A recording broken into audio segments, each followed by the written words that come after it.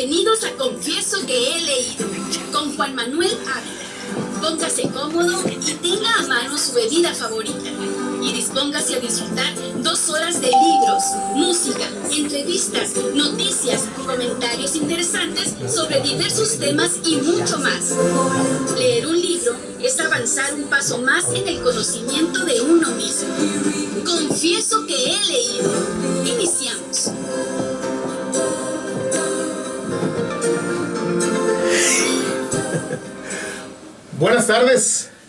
Buenas tardes, son las 7 de la tarde con 5 minutos en punto. Las 7:05 en punto. Aquí desde esta hermosa, cálida, lluviosa, muy lluviosa y cada vez más oscura capital del estado de Sonora, Hermosillo. Es un gusto estar con ustedes. Qué bueno que nos sintonizan en el 106.3 de FM. En el www.radiosol106.com. Próximamente, ya hoy hicimos las primeras pruebas, ya estamos transmitiendo en prueba en www.confiesoqueleído.com.mx. Muy pronto ya va a estar para que usted pueda acceder al audio de esta radio. Y lo mismo a las grabaciones, los audios, los videos, a una gran cantidad de cosas. Va a ser una página muy interesante que en Gila Software nos están desarrollando. Qué bueno que están con nosotros en Facebook, en Twitter, en Instagram, en YouTube. Hoy confieso que he leído el tomo número 52. Hoy miércoles 25 de septiembre de 2019.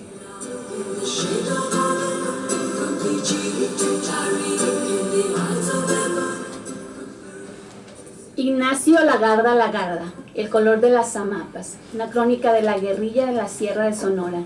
Entrevisté a todos los testigos que pude y con mis preguntas reviví en algunos las heridas encostradas por el tiempo y otros la evocación de sus hazañas. Espero que cuando lean estas páginas y conozcan la versión completa de lo sucedido, encuentren en ellas sosiego para sus almas. Ignacio Lagarda. Ese es el epígrafe, diríamos, Ignacio. ¿Qué tal, Juan Manuel? Buenas noches, buenas tardes. Buenas tardes, gracias por la invitación. Quiero recordarte que hace unos 20 años me entrevistaste. En Telemax. Y que te confesé que había leído y ahora puedo venir a decirte y confesarte que he escrito. Que ha escrito. Y vamos a poner la rúbrica de charlando con los autores. Charlando con los escritores. Con los escritores. Sí, porque autores, pues, puedes ser autor de muchas cosas, pero escritores es escribir. Y creo que es un prólogo. Léelo, por favor.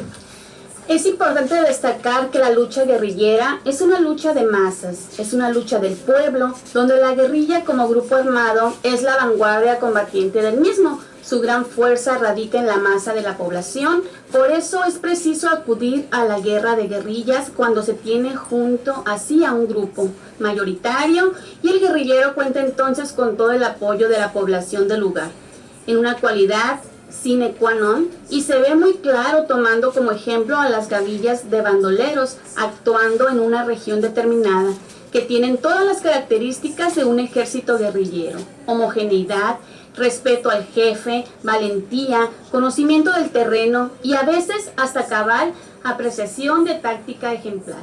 Pero para tener éxito solo les falta el apoyo del pueblo.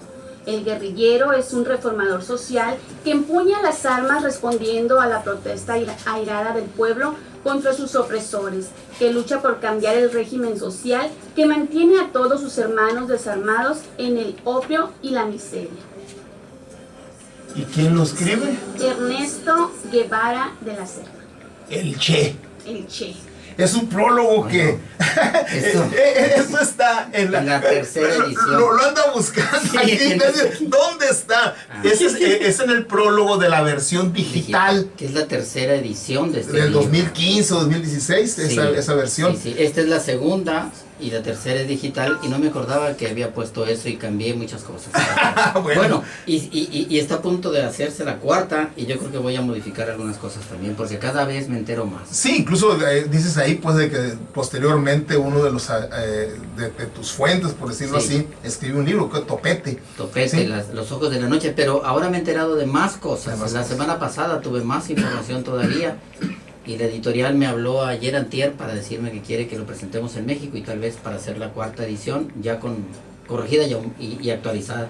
Y aumentar. Bueno, a ver, entramos muy abruptamente aquí con el epígrafe que escribió el autor, Ignacio Lagarda Lagarda, agradeciendo y refiriéndose a sus fuentes, con una situación ahí medio dramática. Lo mismo, pues un prólogo de primera, escrito ni más ni menos, pues uno de los grandes jefes contemporáneos de la guerrilla mundial, que es Ernesto Che Guevara. Y me llama la atención, Ignacio, en esta cuartillita que escribió por ahí el Che, que la retomaron ahí para prologar la versión digital, que dice: el guerrillero es un reformador social, ¿sí? Un reformador social que de alguna manera no tiene otra opción en su perspectiva más que tomar las armas, pero el guerrillero pues no es nada si no tiene el apoyo del pueblo. De ahí viene aquella estrategia que él popularizó mucho, lo del foquismo, ¿sí? Que era un foco y a partir de ahí se iba a extender, que fue lo que fue a hacer a Bolivia. En fin, entramos de una manera muy abrupta porque el tema pues es apasionante, lo hemos estado comentando desde el lunes, a partir pues, que 23 de septiembre del 65, el asalto al cuartel de Ciudad Madera, y hoy tenemos el honor de contar con nosotros aquí en el estudio de Radio Sol al autor de El color de las hamapas, Ignacio Lagarda Lagarda, y que él nos va a decir de qué se trata, ¿sí?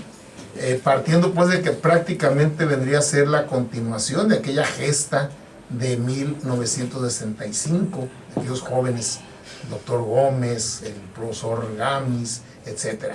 De nuevo, Ignacio, bienvenido. Muchas gracias, Juan Manuel. El honrado soy yo de que me invites a este programa. Pues hace, creo que es 10 años que escribí este libro. Bueno, ya me convertí en un esclavo, puedo decir, de ese libro.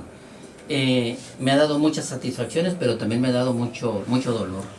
Ese epígrafe lo puse porque en San Bernardo, el pueblo donde nací, allá en el municipio de Álamos, en la frontera con el estado de Chihuahua, sucedió algo parecido a lo que sucedió en Bolivia cuando el Che Guevara hizo aquel foco guerrillero, o algo que pareció que sucedió, como dice un amigo mío, que el libro se parece mucho a la película El laberinto del fauno del Toro. Del Guillermo del Toro. Cuando lo leyó, eso le inspiró a él. Entonces, yo de niño, tenía 14 años, fui testigo de eso y lo viví en mi casa, en mi familia. Muchos años después, ahora que ya podía escribir, recordé eso y dije, voy a escribir esa historia.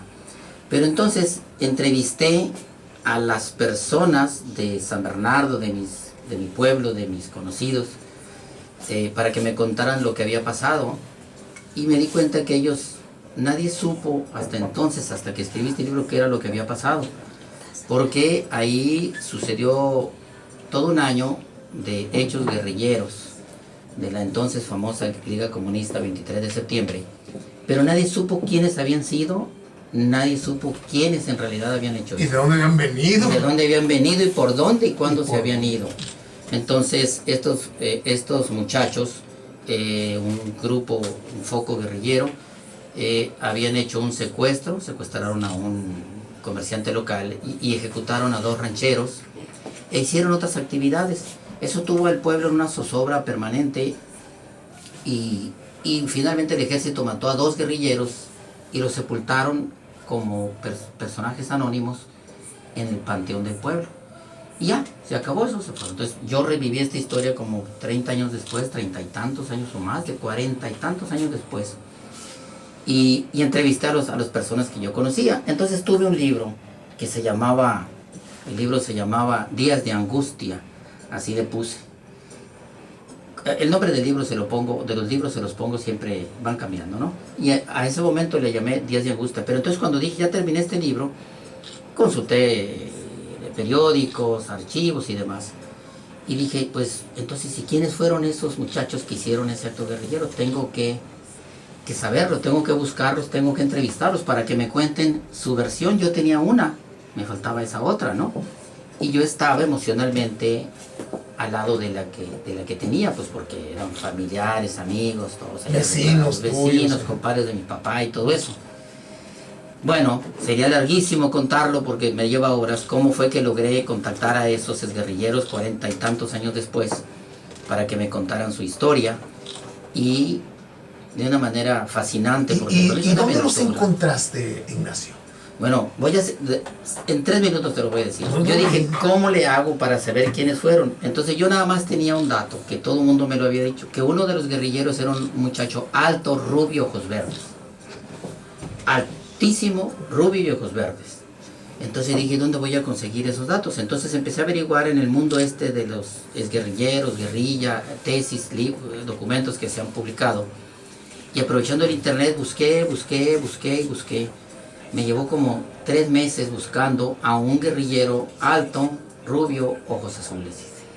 Y en documentos, en el archivo de la Nación, donde veía las descripciones de los guerrilleros. Y me fui por 3 caminos, encontré a 3 y no eran esos 3. Ninguno de los 3. Era la única pista que tenía. Entonces, buscando... ¿Y sabías que era de Chihuahua o no sabías tampoco? No tenía la menor idea. Eso es lo único que sabía de él. Entonces, buscando en internet, me encuentro un desplegado de un grupo de guerrilleros mayores que hablaban de la asociación de guerrilleros y todo eso. Y vi un hombre, José Luis se llamaban los dos, vi un teléfono. Y le hablé al primer José Luis y le dije, soy fulano de tal, estoy de Sonora, te estoy hablando, estoy escribiendo un libro sobre tal y tal cosa. Y me cortó y me dijo, háblale a José Luis, el otro. Y le hablé al otro José Luis y le dije, soy fulano de tal, te estoy hablando de Hermosillo, estoy escribiendo sobre este hecho. Ah, me dijo, lo de Álamos, donde murieron fulano de tal y sutano. Hijo, y anoté inmediatamente los dos nombres. Un dato valiosísimo para un momento, historiador, sí, novelista. 3 meses. Hijo. No puedo hablar de aventuras que yo viví en esto y que vivo en los libros que escribo, es fascinante. Puedo escribir un libro sobre eso, tras cámaras. Sí, entonces... Y agarré el teléfono y dije, háblame después, me dijo, estaba ocupado. Y le hablé 2 días después y ya le expliqué. Él me había dado los nombres porque pensó que yo era un exguerrillero. Okay. Que era de los suyos. Entonces me dijo, no, entonces se hizo para atrás, desconfianza. Para traer los fielders, dijo. Sí, pues me llevó un mes vencer esa resistencia. Convencerlo por el temor, por 1000 cosas. Entonces por fin dijo, bueno, tengo que ir a Sonora, me dijo, para poder verte. Y dije, yo soy una persona conocida. Y corroborar lo que me estás diciendo. Después hay razones para eso. Entonces cuando vino, ya nos conocimos, hablamos y todo. Entonces ya se abrió y me dijo quiénes habían sido, cómo habían sido. Él no participó, pero es un recaudador de información. José Luis Alonso Vargas, el Chelis, amiguísimo mío, ahora es mi hermano. Entonces me dijo, y el comandante era fulano de tal, uno de los sobrevivientes de Madera del 65. Te voy a comunicar con él, me dijo. Y me comunicó y me dijo, yo había mandado el avance de mi libro a medio mundo, estoy escribiendo este libro. A ver qué caía. Y me dijo, sí, ya leí lo que escribiste, me dijo el señor. Y entonces me dijo, es de novela, no de novela. Eso. ¿Quieres hablar con él? Es de novela. Y le estoy resumiendo. Entonces le dije, sí, quiero hablar con usted. Vente el viernes, era un martes. Vente un viernes, estaba en un pueblo que se llama Arroyo Ancho, en la Mineral de Dolores, en lo más recóndito de la sierra, a unos muy lejos de Madera. Pues ahí te voy. Era invierno, 7 grados bajo cero, nevado. Por Yécora, ¿verdad? Por Yécora, Yepache. Invierno, sabroso ahí. Pero la nieve hasta aquí. Y fui y entrevisté a don Salvador Gaitán. ¿Bajaste a San Juanico por ahí? No, antes. En Yepache, hacia el norte. Hacia el norte, Franco, donde está la mina de Dolores. Que está como a 40 kilómetros al oeste de Ciudad Madera. Y lo entrevisté al viejito, un hombre de 70 y tantos años. Y me dijo, pasé un día con él ahí y lo grabé todo. Y me dice, oiga, le dije, pero yo estoy buscando al hombre alto, rubio de ojos azules. No era. No era él, era un hombrecito así como como el general, como el comandante Tomás Borges de Nicaragua, chiquito, Bajito. pequeñito. Entonces le dijo al Chelis, le dijo, dile a Miguel que le dé la entrevista. Entonces bajamos de la sierra, le habló a Miguel Topete, así se llamaba, y le dijo, dale la entrevista, dice el comandante que le dé la entrevista. ¿Estás hablando de 2002, 3, No, 5, 2007, 7? 2006. Entonces, ahí te voy a Guadalajara, porque él vivía en Guadalajara. Por fin había dado con ese rubio alto, de ojos azules. El comandante le ordenaba que, Sí, que te todavía atendiera. era su comandante, Claro. sí. Ya leímos Es lo que decía, el Che ahí, ¿no? Sí, O sea, la- sí. Entonces, fui a Guadalajara, me hospedé en un hotel, me dijo tal día, tal hora, en tal lugar. Me acompañaron otros. Es muy larga la historia, pero muy emocionante lo que pasó. Y esperamos en un restaurante, en una cafetería que dio un vídeo, que era a las 8, y llegaron ellos, estaban ahí, y esperamos como a las 8:40. Y dije, ¿y Topete? Miguel Topete, pues es el que quiero ver. Entonces de repente veo que por el vidrio pasa un hombre alto, rubio, de ojos azules. Entra a la puerta y cuando viene me levanto y me lo encuentro, pues un guerrillero. Un guerrillero es un hombre de mucha vibra, es un hombre que perdió una guerra, pues. Y mucha energía. Él que llevaba un riflón grande, decían los lugareños que me platicaban, pues. Porque recorrí toda la sierra donde habían andado. Y para entrevistarlos, entonces entra Miguel y me levanto y se viene, pero muy grande, 2 metros o más. Y me abraza y lo abrazo y le digo, tengo 2 años buscándote. No, me dijo, yo tengo también 1 año buscándote. Había leído los folletos que yo eso que tú usaba, habías sí. desperdigado por ahí. Entonces lo único que hace es entregarme un engargolado. Órale. Y dije, pues ¿qué me está entregando? Y lo agarré y lo abrí. Era un compendio de poemas. El muchacho de 24 años que llevaba el rifle más grande en la guerrilla y era el más grande y fuerte, era un niño poeta. Entonces nos estamos llorando los dos. Cuando nos encontramos, entonces a partir de ahí lo entrevisté 2 días en Guadalajara. Nos hicimos grandes amigos. Se hicieron grandes amigos, Miguel Topetito. Sí. Fíjate, una de las cosas que encontraron en la mochila del Che fue un cuaderno de poemas y lo publicaron. Entonces era un ser humano excepcionalmente sensible, un poeta. Tengo ese engargolado y descubrí pues que ese guerrero, que eso era un guerrero, era un simple poeta, un niñón grandulón. Y siempre me preguntan, cuando yo pues he presentado y he hablado mucho de este libro, me preguntan, las 2 preguntas que me hacen sobre este libro es ¿por qué se llama Las amapas. El color de las amapas y por qué y qué son las amapas? En todas partes que voy. Un paréntesis ahí, Ignacio.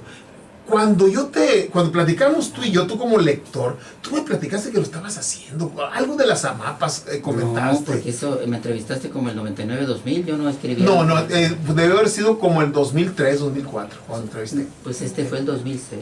Entonces, No. ¿de dónde agarré eso yo? Pues yo creo que tienes ese. Entonces, me preguntan, este nombre tan poético. ¿Por qué las amapas, pues? Y ahorita te voy a platicar las satisfacciones que me ha dado este libro. Yo, como te dije, yo le había puesto días de angustia. Me refería a todos esos años de angustia que vivió la población, todos Los lugareños. Sí. Y también ellos, los guerrilleros. Todos sufren. Los dos grupos sufrieron igual y nadie tiene la culpa de nada. Así es. Que fue lo que yo digo aquí. Es correcto. Entonces, cuando íbamos a Dolores, en la nieve, me ocupaba mi tío que conoce la sierra, lo llevé, mis hermanos, algunos de mis hermanos. Y cuando veníamos bajando, que era enero, la sierra baja de Sonora está llena de amapas porque florecen en invierno. Allí en San Algo raro, Javier, en esa parte, es una flor rara.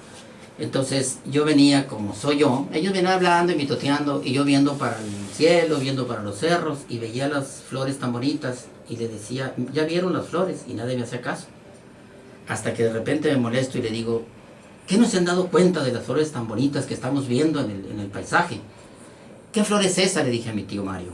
Y me dijo, son las amapas que florecen en invierno. Y se me quedó eso en la cabeza. Cuando yo hablé con Topete, hablamos mucho y de su poesía y de lo que habían hecho. Ellos me contaron la historia, entonces ya entrevisté a los sobrevivientes, a los guerrilleros sobrevivientes, que eran como 3 o 4. 4, ¿eh? Entonces él me estaba contando todo y leíamos sus poemas, preciosísimos poemas que tiene. Un muchacho que no sabía ni dónde estaba, porque era de Jalisco, fue traído aquí, plantado en esa sierra, y lo único que veía era el cielo. Entonces él escribió muchos poemas muy bonitos de la región, mi región donde yo nací y crecí. Entonces al final, ya de despedirnos, unas largas 2 días de entrevistas muy emocionales, le dije: oye, Miguel, ¿y qué es lo que más recuerdas de tu estancia en ese territorio que nunca supiste dónde estabas? Me dijo: del color de las amapas. ¿Cómo se llama? ¿Cómo se tiene que llamar el libro? Pues sí, el color de las amapas, no había de otra. Estamos platicando con Ignacio Lagarda, ¿me lo permites? Sí. Ignacio Lagarda, el autor de El color de las amapas, crónica de la guerrilla en la sierra de Sonora, concretamente en la sierra de Álamos, está ya colindando con el estado de Sinaloa por un lado y el estado de Chihuahua por el otro. Sí, vamos a hacer una pausa musical, Ignacio, no te me vayas, no te me vas a ir todavía. Vamos a escuchar a Pablo Milanés, pobre del cantor, Pablo Milanés. ¿Tú no estuviste en la presentación? Sí, la canción de